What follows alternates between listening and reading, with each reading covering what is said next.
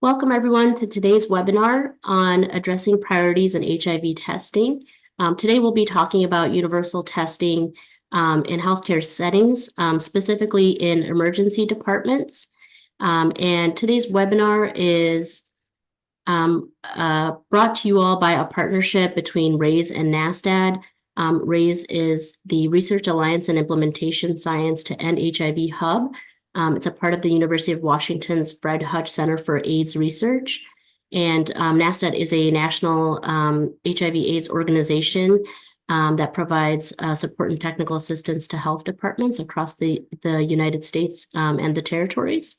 And so our work together focuses on supporting health departments that are funded through the Ending the HIV Epidemic, or EHE, initiative. And these are some of the ways that we provide TA and support, and including this webinar series, which is a part of a monthly webinar series that we host. You can learn more about our work through NASTAD's or RAISE's website. We also encourage you to reach out to us if you're interested in talking about how implementation science can help move forward your EHE work. We'll put the links for all of these things, as well as the email address, in the chat just shortly. And as I mentioned, today's webinar is a part of a webinar series. So today is the first webinar. Our second webinar will be on Wednesday, March the 20th. And that webinar will focus on HIV service delivery in sexual health clinics. So we have a lot of great presenters today. We will get through our presentations, but you can feel free to put your questions or comments in the chat. There's also a Q&A function if you'd like to remain anonymous. And we are recording today, so we will share the recording from today's webinar through the NASTAD and RAISE websites. So these are our panelists for today. We have Dr. Matt Golden, who's a professor in the Department of Medicine at the University of Washington. He's also the director of the Public Health Seattle King County HIV, STI, and HCV control program. We also have Jason Haukoos, who's a professor of emergency medicine, epidemiology, and clinical sciences at the University of Colorado School of Medicine. We have Thomas Giordano, who is the professor of medicine and the chief of infectious diseases at Baylor College of Medicine. He's also the director of the Texas Developmental Center for AIDS Research. And finally, we have Abril Sarmiento, who's the Ending the HIV Epidemic Jurisdictional Coordinator and Key Planner for the Florida Department of Health in Miami-Dade County. And she's joined by Jackie Escobar, who's the Gilead Sciences Focus Regional Director of Florida. So I'm going to pass it off to Matt to get us started, and then we'll go on to our remaining panelists.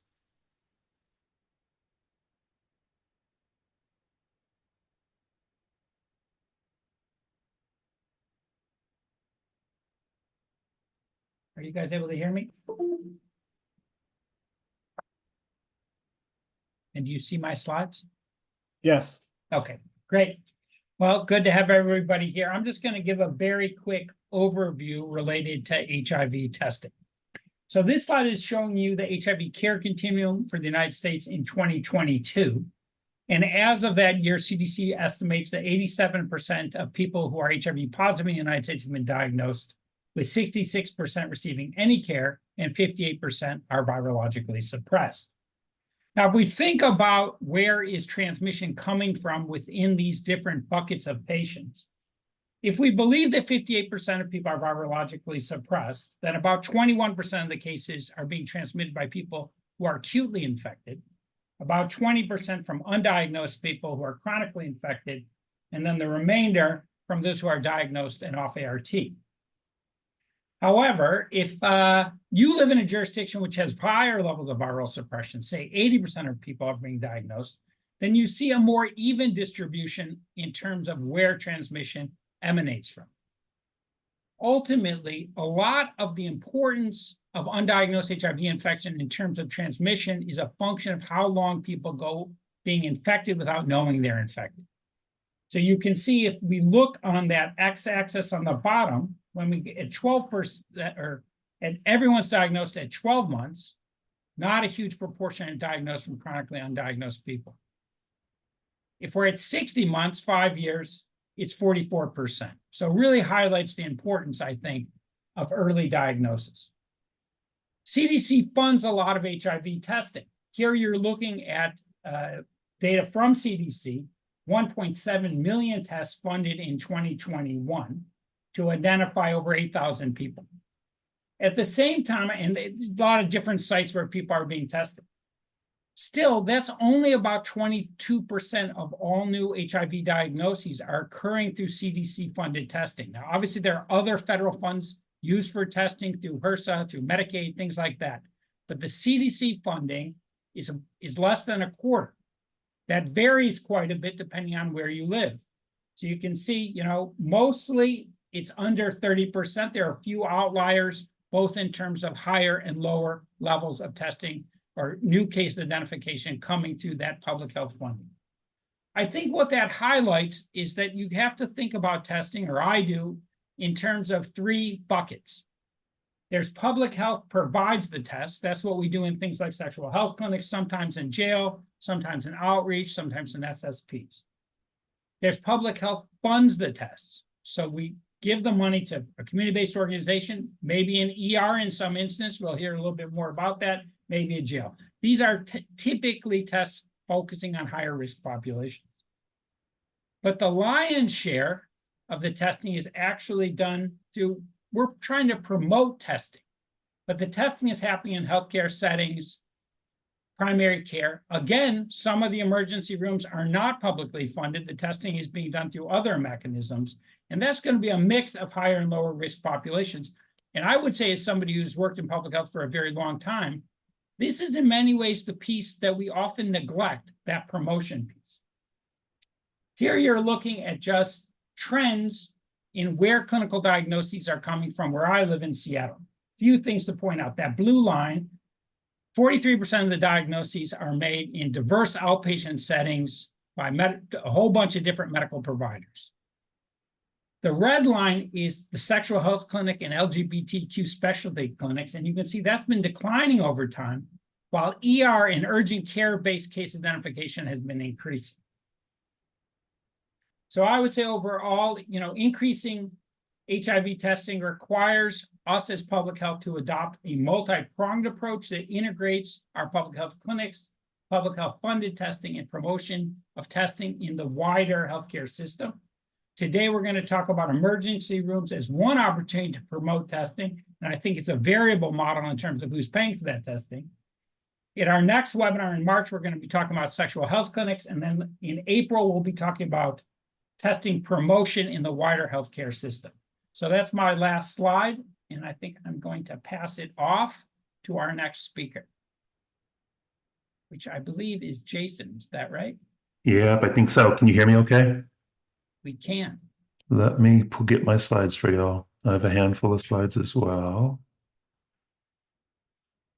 Can you see my slides? Are we good? Awesome. Thank you, guys. Well, first of all, pleasure to be here and appreciate the opportunity to talk to y'all. I'm an emergency physician first and foremost, but I'm also a health services and implementation researcher, and been working in this space since medical school, which kind of dates me, but pushed me back into the mid-90s. So I've been doing work in this realm for a long, long time. And I oversee a research unit here in Denver that really, our overarching goal is really to find the most effective and efficient means of performing HIV testing, screening in the emergency department setting with a target state of finding those who are undiagnosed. It's always been sort of our approach. And this slide is a conceptual figure that I published with Rich Rothman, Mike Lyons quite a while ago, that really, I think, defines the spectrum of the state of ED-based HIV testing / screening. And it ranges anywhere from doing nothing, which I think, unfortunately, most EDs in the country still do. If you look specifically, there's about 5,000 EDs in the US. A small percentage of those are academic EDs. So most of them are community private EDs. Excuse me. And as it turns out, most of this work, especially the science and the research behind it, happens in academic settings. And if you look into the communities, the numbers of communities that are doing routine HIV screening, community EDs, are still pretty small. But it ranges from no testing to all the way to what we refer to as non-targeted, or kind of routine non-targeted screening and non-risk-based screening. And then anywhere in between those two bookends are really diagnostic testing, which I believe it should be the standard, at the minimum standard of care in ED, and then targeted or risk-based screening, which historically was an approach. And then at the bottom of this conceptual figure, you can see kind of all the different kind of variations on the general model of how to do it and how to do it most effectively and efficiently. And this has really been the basis of our work. We really follow implementation sciences frameworks in terms of trying to understand what the best models are for doing HIV screening in the ED, and really center on REAIM and PRISM as probably our primary frameworks by which we drive all of our research. This slide is not intended for you to like absorb it all, but it does lay out a nice, I think, sort of trajectory and line of science that we've been a part of for a long time now, 2 to 3 decades now, where we really tried to really uncover the best methods for performing HIV screening. And I'm going to highlight a few of these projects and kind of describe to you guys kind of where we've been here in Denver and how we've sort of tried to elaborate our approaches to HIV screening more broadly. It started back with this initial piece where we actually evaluated diagnostic testing. When I first came to Denver, I did all my training in Los Angeles. I came back to Denver, where I'm originally from, and our ED, Denver Health, which is an urban county safety net hospital on the south end of central Denver, we care for a large proportion of vulnerable, highly marginalized patients. And remarkably, there was no HIV testing being performed in our ED. Our doctors would routinely just, if they even thought about it, and honestly they didn't think about it very often, they would refer them for outpatient testing. And so we implemented diagnostic testing, and this really brought this notion of, quote, rapid HIV testing into ED, and allowed our clinicians opportunity to test patients diagnostically based on clinical signs or symptoms. And this was the initial kind of foundation by which we developed HIV testing in our emergency department at Denver Health. Shortly thereafter, we obtained funding from CDC. It was right on the heels of their 2006 recommendations for routine opt-out screening, and we performed a clinical trial. And this, at the time, was the largest clinical trial of HIV screening in EDs ever performed. We published it in 2010 in JAMA, and we compared essentially routine non-targeted opt-out screening to diagnostic testing in an ED setting. And it sounds like a no-brainer, and it was sort of a no-brainer in terms of a hypothesis, but we determined that obviously non-targeted screening identifies, tests more patients, identifies more positives. It was confirmation, if you will, of the 2006 recommendations from CDC, and kind of long overdue, and kind of widely thought that might be, that should have been the approach. And then we started to evolve our thinking in terms of what's the best way to identify patients with HIV. And some of Matt's slides and some of the statistics, if you look at them longitudinally over the years, we have been making inroads into the epidemic. The proportion of patients with undiagnosed HIV infection is slowly ticking down, although probably not as fast as a lot of us would like. And so we started to think about, well, is non-targeted really the best approach in an ED setting? We function in a very unique clinical setting where it's high volumes, but it's acute, unscheduled episodic care, EDs and urgent cares. And so we started to evolve thinking in the targeted screening space. And as part of some additional work we were doing, we developed the Denver HIV risk score, where we derived it based on data out of Denver and then validated it using a national the HIV testing cohort data set from CDC. And as you can see here, the risk score really is a pretty straightforward prediction model that uses demographics and sexual orientation, injection drug use, and past testing to define a patient's probability or risk of having HIV. And as you can see on the right side of the slide, it gives you sort of a really nice sort of exponential curve linear relationship higher your risk score, the higher your likelihood of having HIV. Still low percentages, but it helped us to work to try to risk stratify patients who came to the ED, because what we also found is that it was really challenging to incorporate non-targeted screening into an ED setting. And it turns out that most patients ultimately aren't tested in that model when it's fully integrated into an ED setting without using supplemental staff. We published some pilot data then subsequently to compare what we call enhanced targeted screening, which was using the Denver HIV risk score as a targeted mechanism for screening in RED. We compared that to non-targeted screening, and in this quasi-experimental designed study, we demonstrated that enhanced targeted screening was strongly associated with new diagnoses when compared to non-targeted screening, which really led us to the next big trial, which was the HIV tested trial. So we were funded through NIAID to support this multi-institutional, multi-site randomized, there's a 3-arm clinical trial of non-targeted HIV screening to enhance targeted screening using the Denver HIV risk score to a traditional model of targeted screening that was endorsed by CDC and others prior to the 2006 recommendations. And so we really took on the whole gamut to see what largely would or wouldn't work in an ED setting. We performed this study here in Denver at Highland Hospital in Oakland, California, Johns Hopkins in Baltimore, Maryland, and at the University of Cincinnati in Cincinnati, Ohio. And we ended up randomizing over 76,000 patients, testing about 14 to 15,000 patients. And ultimately what we found was that we certainly would test a lot more patients with non-targeted screening, but the numbers of new diagnoses were comparable across the different screening strategies, which really kind of set us back a little bit, because obviously it was our hope to find one approach that was superior to the others, but we really didn't find that. And so we've subsequently moved on, and this paper is actually currently in review for publication. So it's not published yet, but I anticipate it will be accepted for publication shortly.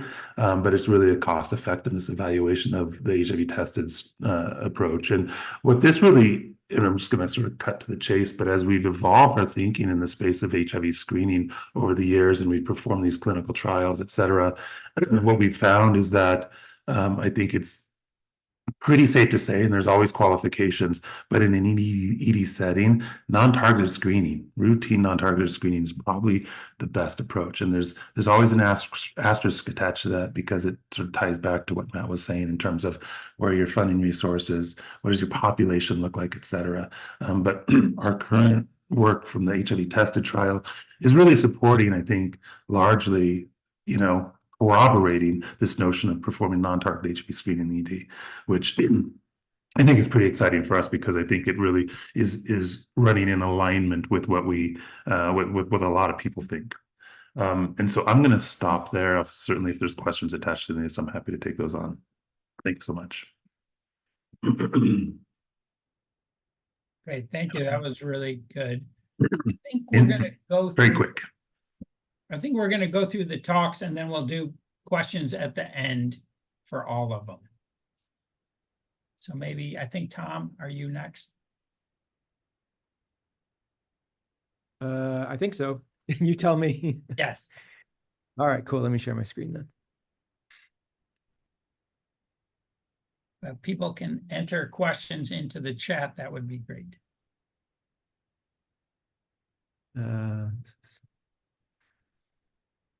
Excuse me.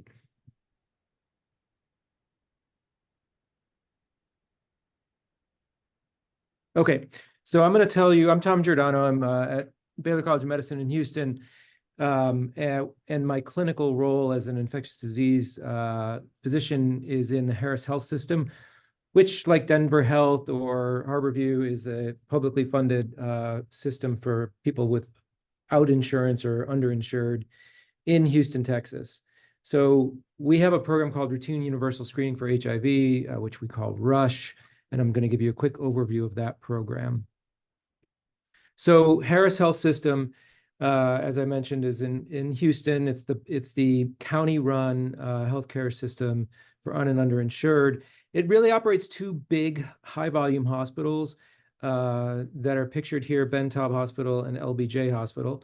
It has 16 primary care clinics spread throughout the county which is a large geographic area, 3 specialty clinics, and then 1 dedicated HIV clinic called Thomas Street Health Center, where I see patients. And I was the medical director throughout the period of developing this program. And as the HIV medical director, the director for the HIV clinic, we took the leadership in partnering with others in the organization to develop this routine universal HIV screening program. So Bentop Hospital is a level 1 trauma center. It's right next door to Baylor College of Medicine.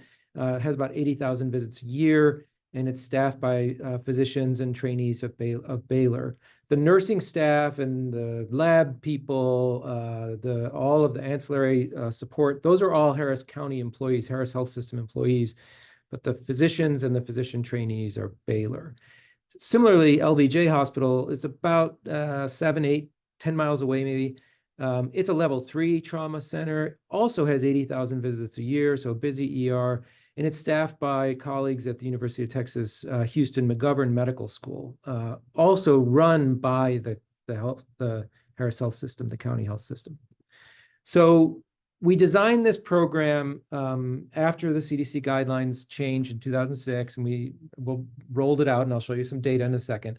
But these were our key features of the design.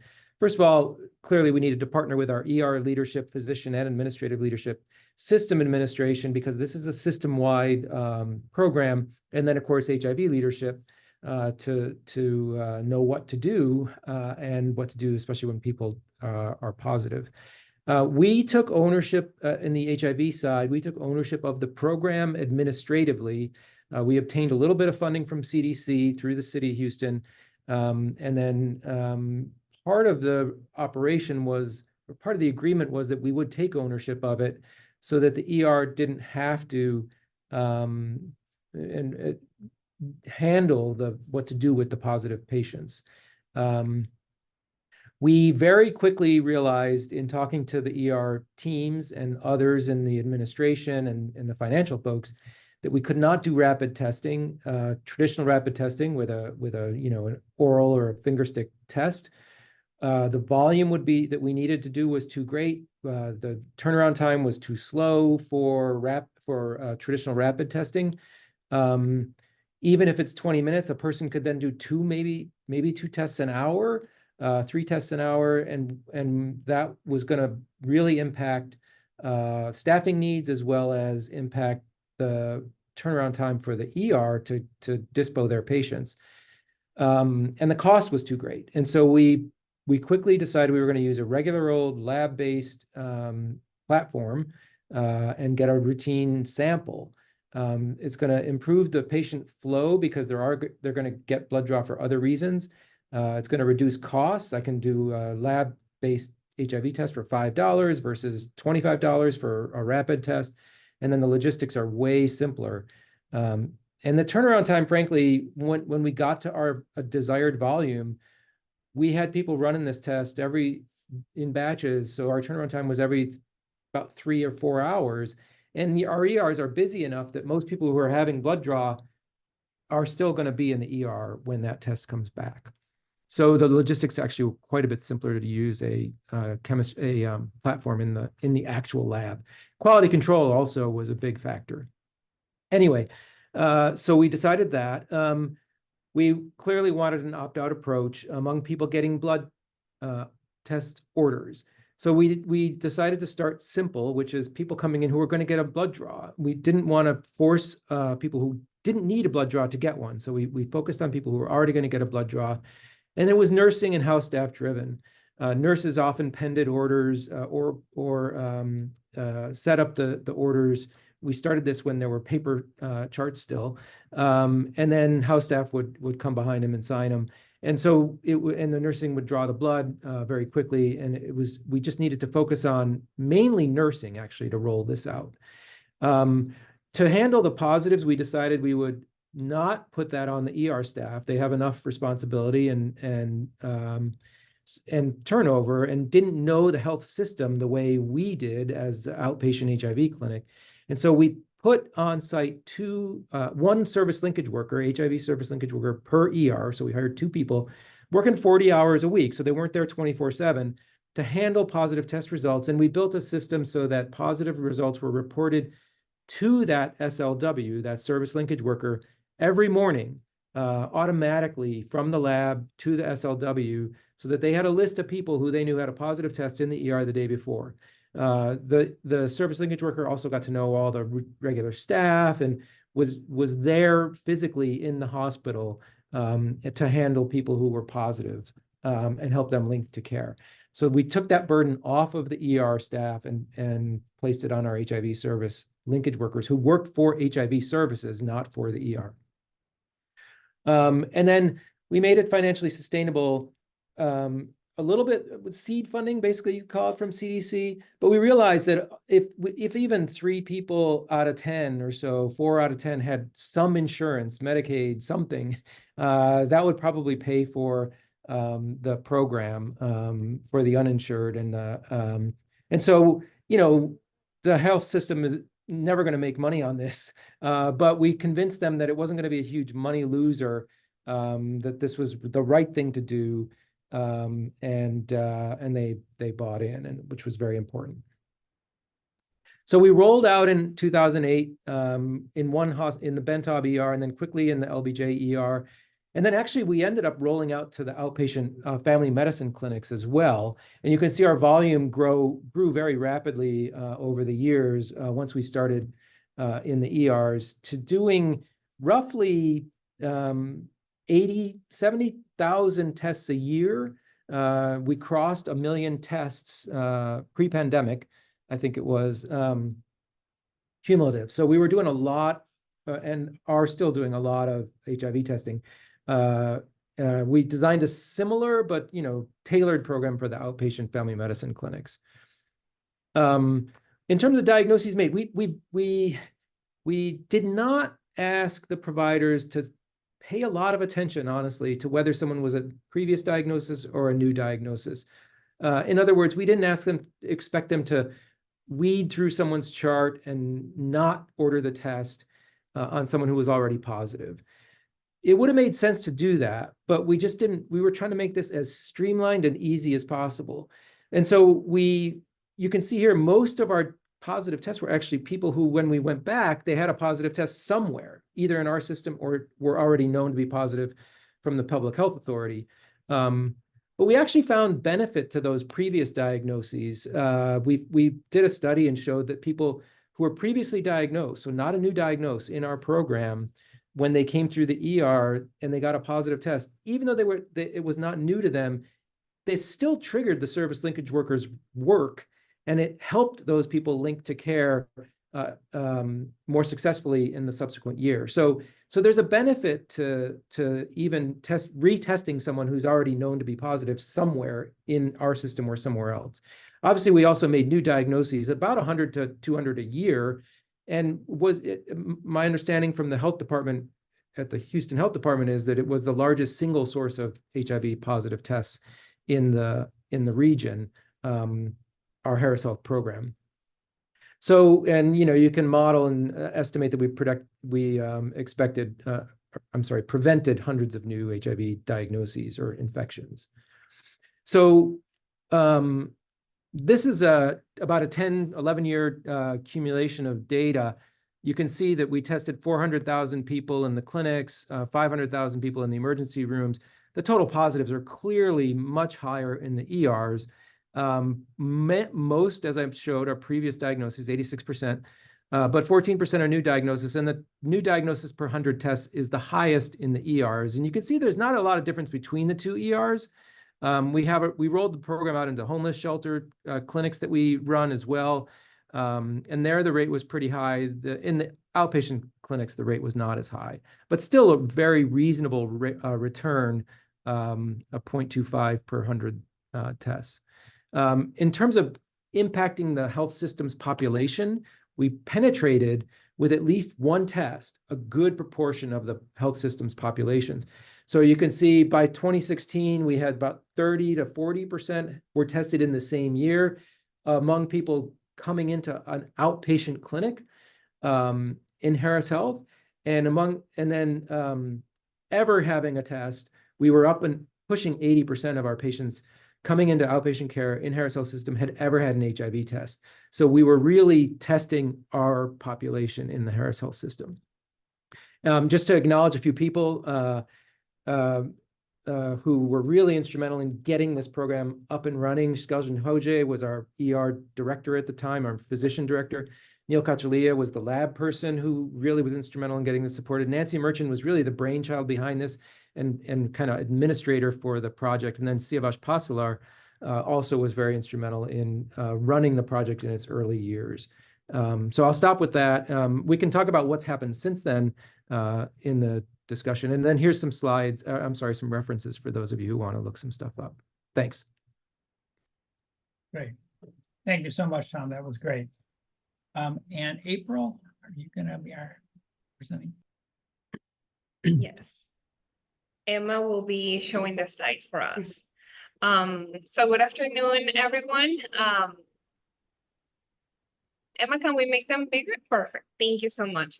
So thank you for the opportunity to share our public-private collaboration and our focus partners, innovation and findings in the field.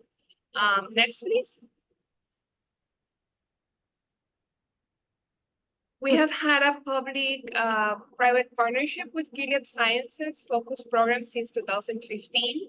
Focus stands for front lines of the communities in the United States, and Focus is grounded with a public health mission with a regional director that helps healthcare institutions develop and implement best practices for routine screening and linkage to care. Our partnership has evolved over the years, and its routine screenings and linkage to care, especially in hospitals, is an important component of our ending the HIV epidemic strategy, state health improvement plan, and state of Florida integrated HIV prevention and care plan. Next, please.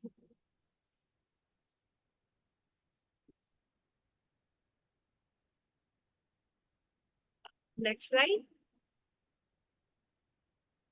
As we all know, testing, which leads to early diagnosis, is essential to end the HIV epidemic. This infographic is powerful as it emphasizes the importance of routine screening. You have there that 7 in 10 people with HIV saw a healthcare provider in the 12 months prior to diagnosis and failed to be diagnosed, which clearly represent missed opportunities for testing. These were individuals already coming through the emergency department for care and were not tested for HIV. Next, please.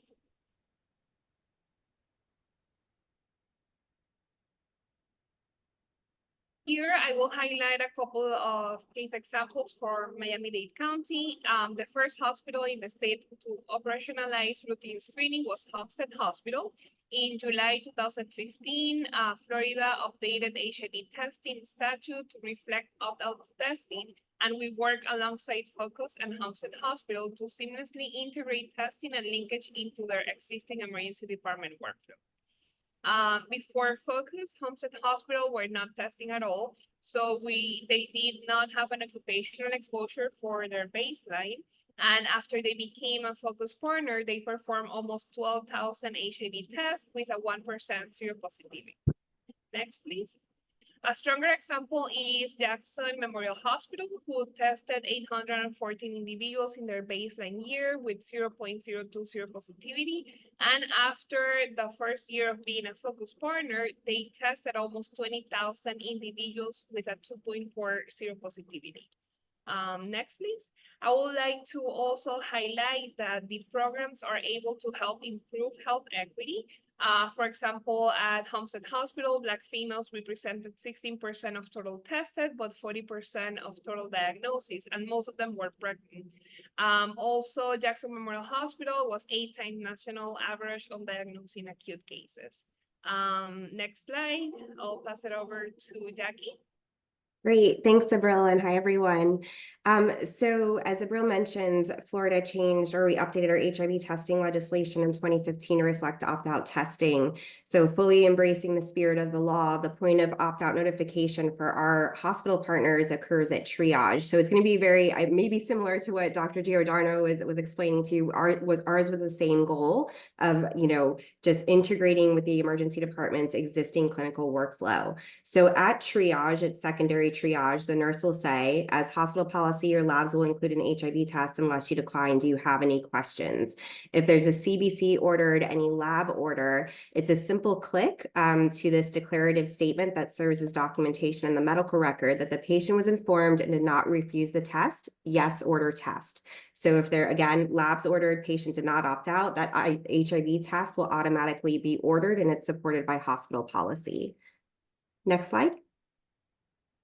And through this public-private partnership that we have, really started in Miami-Dade County, but think big. This is protocolized across the state. It's a hardwired notification and linkage to care workflow. So there's a focused linkage to care specialist on site at the hospital. As soon as they receive a positive test results, their contact is with the Department of Health. It could be someone from surveillance, a linkage person, STI, DIS.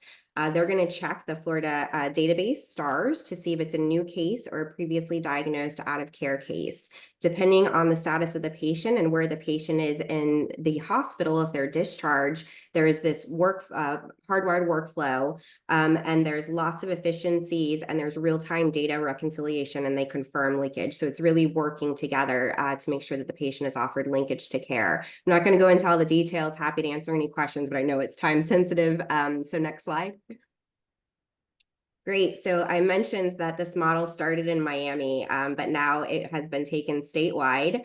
You can see the yellow boxes. Those are our EHE counties, and we do have representation in all the counties. We've grown from, just a couple of hospitals that Abril shared in the beginning, and now we're in 22 hospitals in the state. We have a statewide FQHC partnership, and they have 14 different health centers across the state. And then we have 7 syringe service program partners. And the Department of Health contacted me in 2018 and said, Jackie, the model's working so well for HIV and hepatitis C. And I just saw the question in the chat about syphilis. So I'm going to get there for you. They said, the syphilis epidemic is back with a vengeance. Can you enhance the routine screening infrastructure to include syphilis screening? And at the time, I didn't know, right? But we brought together the folks from the STI division with the state, the hospital, the clinicians, IT, lab, and next slide. And the answer was yes. So with the same tube of blood, you can test for HIV, hepatitis C, and syphilis. So we were talking about cost effectiveness. You're seamlessly integrating again into that ED workflow. It's, bundled test, same tube of blood. And what you're seeing over on the right side is a snapshot of a manuscript that was published in the CDC's Journal of STDs. And it demonstrates the impact of the syphilis screening model, specifically on how they're able to avert congenital syphilis cases. And some of the authors are on today. It was a joint manuscript with the Florida Department of Health and Homestead Hospital. And so, going to Dr. Haukoos's excellent point about having these, risk-based smart screening algorithms, that's how this one works. So a syphilis order will be triggered based upon a person's reason for medical visit. So it's going to be, if someone comes in with something that's indicative of a possible syphilitic infection, like vaginal rash or penile discharge, that syphilis order is going to trigger. If there is a positive pregnancy test result, syphilis order will trigger. If there's a current or historical STI, again, syphilis order will trigger. Next slide. And so the state of Florida has really gotten bold with this model. They see the impact of this endemic approach. And in fact, it's been, lots of activity in the past couple of weeks because we're in legislative session, and the department submitted a legislative budget request to scale and sustain this program. So think of those 22 hospitals, they want to add 15 more. And so this is the model. They recognize, again, the importance of the emergency department and reaching, accessing people that need to be tested. So we're addressing HIV, those new acute, and then those ones that are previously diagnosed out of care that are really driving the epidemic. For HCV, we're also testing for HCV. If, they're diagnosing the birth cohort, those baby boomers, but also that younger, second wave of the epidemic that likely acquired it from IV drug use. And then what we're helping hospitals do is implement the medication-assisted treatment bridge pathways as a public health approach to the opioid epidemic. So if someone's ready to stop using drugs, buprenorphine induction, linkage for substance use treatment. If they're not ready to stop using drugs, we know how important it is to get them into harm reduction. So that's linkage for syringe service programs. And then, as I just shared, for syphilis, we are, our partners are diagnosing and treating syphilis, and the Department of Health is helping them with that. They're doing that clinical investigation to help recommend treatment, averting congenital syphilis cases. But then we recognize the strong association between, syphilis and acquiring HIV. So it's a perfect opportunity to intervene before someone acquires HIV and offer them linkage to HIV comprehensive prevention services. Next slide. And we are puzzling different funding sources together. So for HIV, many of you on the call probably recognize, well, first there's Focus, and then there's PS 18-1802, 2020-10. We're tapping into Ryan White funds to support the linkage. For HCV, some of our partners have received a NIDO award for ED innovation to help implement those MAT bridge pathways, and also using trust funds and opioid settlement dollars with the state of Florida to help stand up these bridge programs in the ER. For syphilis, we started off with that, American Recovery and Reinvestment Act funds that's transitioned into COVID carryover dollars to support it, and then also local STI funds. But hopefully I'll be updating this slide soon to include the general recurring revenue if the legislative budget request is successful. So I think that was the last slide. Yep. And then there's Abril and my contact information if you have any ongoing questions. Great, thank you so much. So I have one quick question for Jackie and Abril. What proportion of people are new HIV diagnoses? Yeah, so it really depends on where we're testing in the state. And remember, all of these are confirmed new versus previous with the state of Florida. And so, in Miami, it's around like 15 to 20% are new. Some places, outside of the, direct EHE counties, it's a little lower, around, 12, 13%. But what proportion of all tests are new diagnoses? So Tom said it was 0.25%. I believe, during that project. I'm sorry, what was the question again? What proportion of all tests are new? So it was 1 in 400 in Houston, so 0.25%. I think it would be around probably that 15% then would be of total tests would be new positives confirmed by the state of Florida. Great. So people have questions? I have some more questions, but I'm interested. Maybe we can put things in the chat. Yeah, we had a few questions in the chat that were already answered, so I just want to direct folks to take a look at those, and also give people an opportunity to put more questions. You can use the chat or the Q&A function. And so while we're waiting for folks to kind of think about what they'd like to ask, we did have a couple questions for our panelists. We would love to hear from you all on any recommendations or advice that you can give to health departments that are looking to develop partnerships with ERs in their area.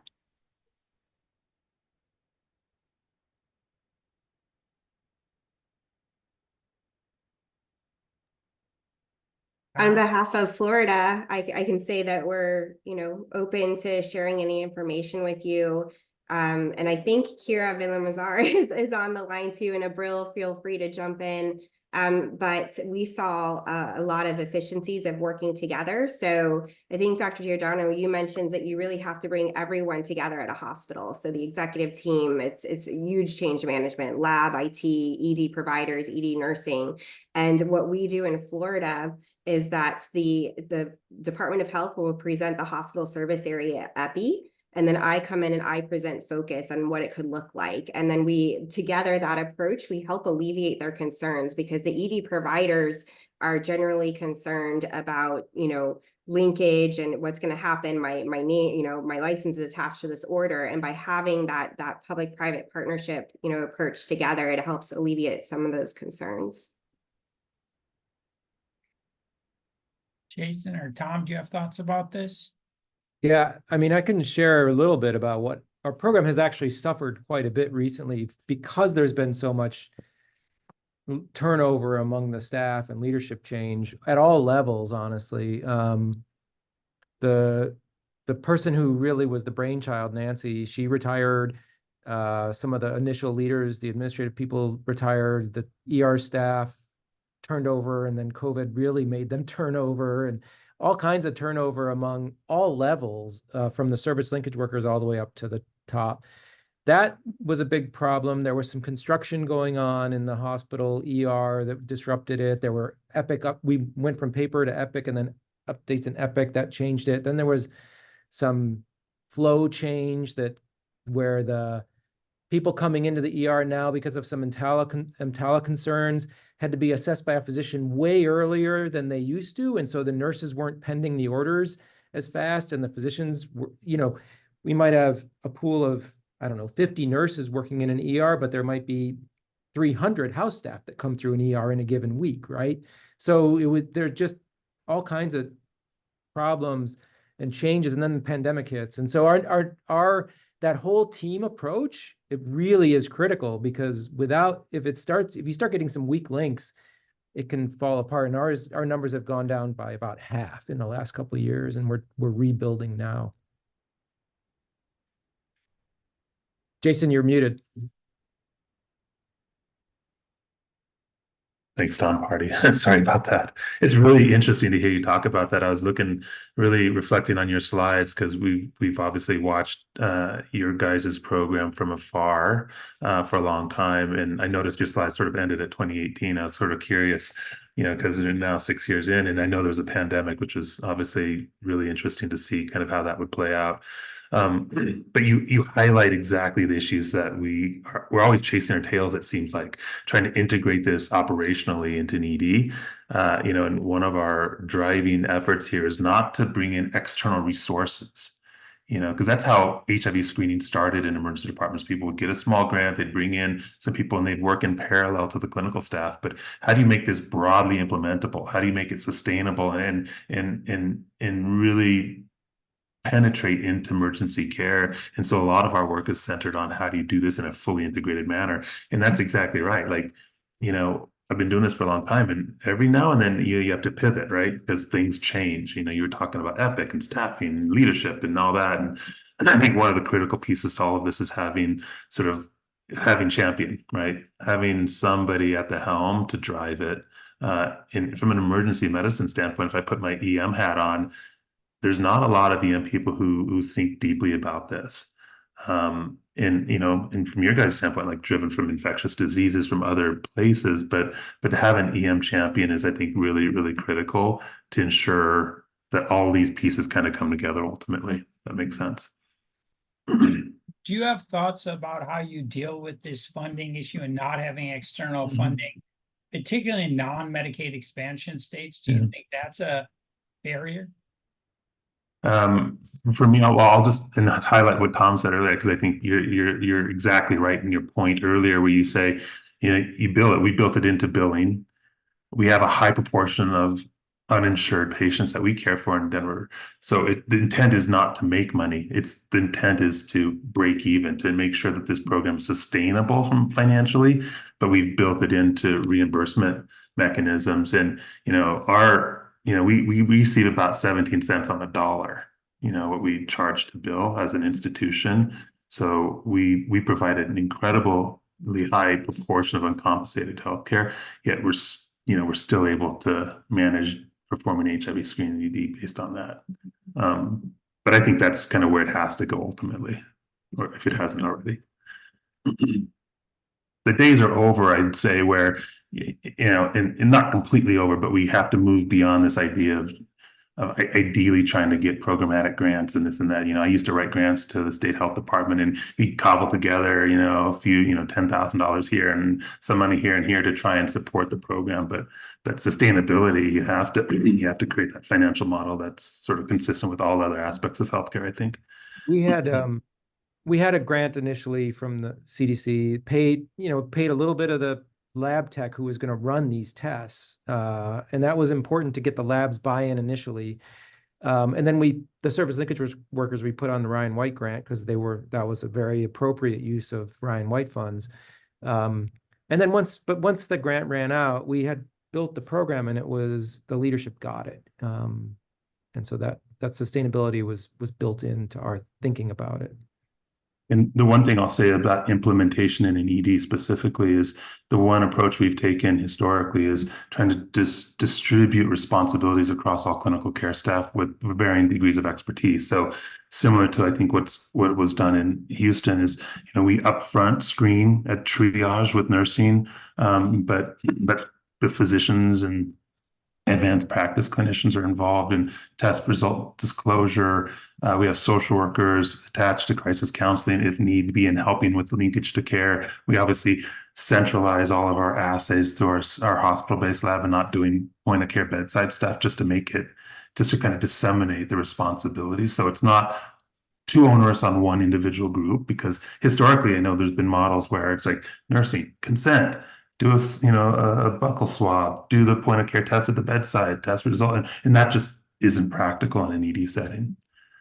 Jessica, do you want to ask your question?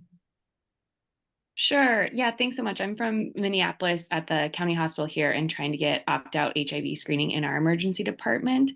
And I have some funding through a grant, and part of it was written in to actually cover the test of HIV, but I know this isn't going to make money for our hospital. I'm curious though, for patients who are underinsured, who still get the bills, how is that covered? Or do patients just end up with this bill? Have you ever had funding to cover those costs? Have you had any pushback from patients? What does that sort of look like on this really logistic little piece of it? Hi, Jessica. I can share from did you want to go, Doctor? No, go ahead, Jackie. Okay. Yeah, I was just going to say that in our model, they can segregate the billing by payer. And so just as they were sharing that you can bill and collect from commercial insurance because there's USPSTF grade A ratings, right? But you're asking about the uninsured population. And in that case, we cover the cost of all non-reimbursable tests. So in that bucket are those self-pay uninsured, so the patient doesn't get billed. There's a similar approach in Houston. If it's an uninsured patient, there's I think somewhere behind the scenes, they just remove it from the bill. Thank you. Chase, do you want to ask your question? I don't have to aloud. So I'm also here in Seattle, King County. Just had a question for the presenters in Florida. So it sounded like there was an algorithm that triggered screening based on prior STI diagnosis. I was curious about if there's anything built into the program that allows for education and discussion or linking people to PrEP. Yeah, so if someone has syphilis and they're negative for HIV, the Department of Health does offer to link them to HIV comprehensive prevention services that could include biomedical. So they provide all of the education as it's the DIS workers. And can I add on to that from our standpoint, because this is a topic that's near and dear to our hearts as well, and it ties into what I was describing earlier with respect to the use of the Denver HIV risk score, which actually stratifies patients. And I was always historically very frustrated by the fact that we'd identify, quote, high risk patients, test them, and most of them would still be negative, right? Expectedly. And we wouldn't do anything with them, right? There was no intervention per se for them. It'd be good to, that they knew their serostatus, that they, didn't have HIV, et cetera. But we didn't do much beyond that. And then, PrEP has now been around for over a decade in terms of its approval. And we're working we started to go down that path in terms of how to use risk stratification in ED to identify patients who'd be PrEP eligible. And that's actually going to be one of our next big projects, actually. So it's a really timely question, timely important topic. And that's really the next phase of, I think, HIV prevention in ED, frankly. That's a weak spot of our program. We decided we would move forward without any risk assessment or without counseling the people who were negative, that because we wanted volume. And that was our priority. And so that is a weak spot, no doubt. We are, like Jason, we're working on I have a mentee working on a bioinformatics approach to identify people who are high likelihood to have HIV without having to ask the patient questions. Because anytime you introduce a change in the, oh, now you got to gather this information about whether they're MSM or whether they inject drugs that wouldn't necessarily be asked. You just introduce more steps and makes it harder to implement. So we're trying to work on it from a totally, from an approach that's completely based on what's already in the EMR. Clearly research-based, it's not ready for sharing anything yet, but that's what we're going to try to do. And Michelle Ramos put a bunch of stuff in there about testing. I wanted to give some of our other panelists an opportunity to answer or share their thoughts on this question. I think Jackie already kind of talked about it when she was presenting, but the question is, did any of your emergency departments incorporate syphilis testing? Yeah, they just said it would be very interested to learn more about syphilis testing in ERs.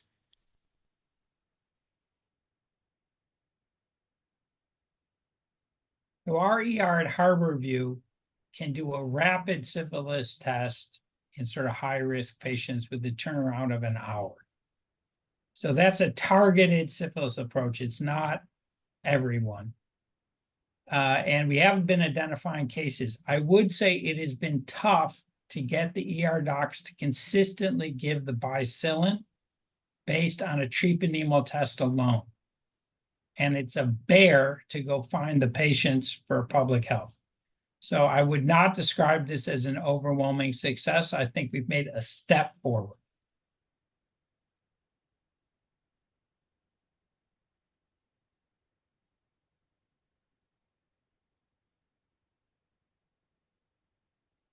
You guys have other thoughts, Tom or Jason? I don't know, Jackie, if you know whether the patients are getting treated, or Abril. We've paused on syphilis because I just don't know what to do with the results. It's so hard to interpret the results. I don't know what to do with it. So we haven't implemented syphilis screening. Yeah, same in Denver. We diagnostically test, of course, based on clinical care, but no routine screening. Yeah. I think given the current epidemic, in a person without a known history of syphilis who has a positive treponema test, I'd treat them. In a high-risk population. Yeah, you'll be wrong a few times. And I think Alex from Baptist Health South Florida wants to answer the question. I'm just guessing, Alex. Is that what you want to do? Yeah. Yeah, So, there you go. Hi, everyone. I'm Alex. I'm the linkage to care specialist and focus program lead here at Homestead Hospital. So definitely with our syphilis cases, again, that partnership that we have with the Department of Health is tremendous because when we do that real-time data reconciliation with them, we're able to determine if the patients need that type of treatment. So we work together with them to, aside from providing them with all the up-to-date information they provide us here at the hospital, to them, and they're able to contact these patients, especially when they get discharged. So through our syphilis program, we do the reverse screening algorithm. So it allows for high volume testing, right? So we do the syphilis EIA, and then we reflex it to do an RPR. And using that RPR and the RPR titers, we're able to determine, especially with that investigation that the Department of Health does, to see what type of treatment the patient needs. So if the patient needs 1 dose of bicillin, or if they need the 3 doses of bicillin, then we can coordinate that with them and bring them in either to a Department of Health facility, to their healthcare primary care physician, or back to the hospital if need be. But definitely the partnership that we have with the Department of Health, and even them dedicating a disease intervention specialist, allows for this streamline of getting these patients back into a facility to get treatment, especially our pregnant cases. Thank you, Alex. Much better than I could. Thank you all so much. We are at time, so we're going to wrap up now. Thank you so much for joining, and we will be sharing the recording from today's presentations. You can find those on NASTAD's website as well as the RAISE website, and we hope to see you next month for our second webinar. So thank you and have a great rest of your day.